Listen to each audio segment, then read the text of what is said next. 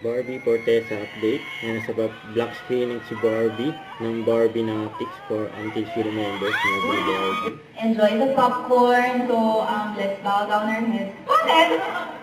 Isigin, kung maapektuhan tayo, please, yun po ang aming goal talaga, na talagang marilay namin ang tamang mensahe. Yan siya itong ni Barbie kasama yung kanyang fans love. Po sa lahat ng nanood, sana po ay Nagpa-black screening sa kanya. pelikula namin.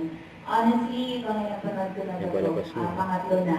Pero parang sa kada panood ko, mas lumalalim yung understanding ko of the film. And so, I highly recommend that you do the same.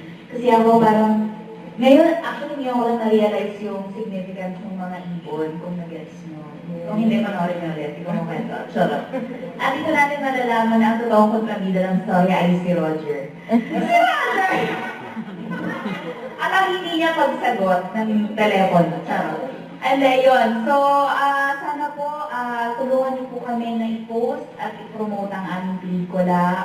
It is now showing, finally, in over 100 cinemas nationwide, until she remembers, directed by Brillante Mendoza. Thank you. Thank you, Barbie Natics. Thank you. Love you, Barbie. Love you, Barbie. Thank you. Until she Yan yung Barbie Natics. now showing. Full support kay Barbie at nagpa-black screening pa nga. SM Director Club.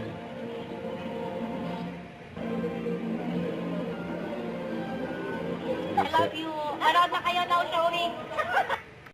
Don't forget to subscribe, click the notification bell for more update. This is with Jordan Action Vlog. Stay tuned for more videos.